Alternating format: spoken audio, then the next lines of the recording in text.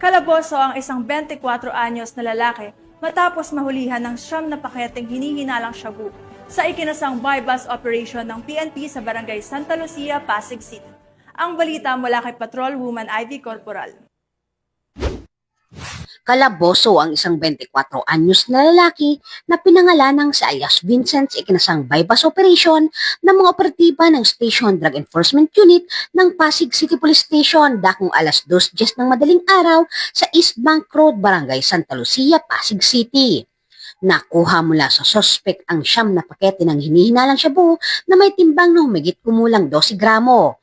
Narecover din ng pulisya ang bypass money at isang berdeng pitaka.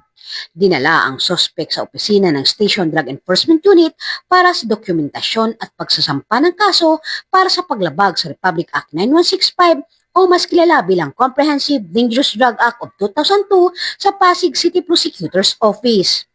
Makakaasa ang publiko sa patuloy na kampanya ng kapulisan laban sa ilegal na droga upang mapanatili ang mas ligtas na komunidad.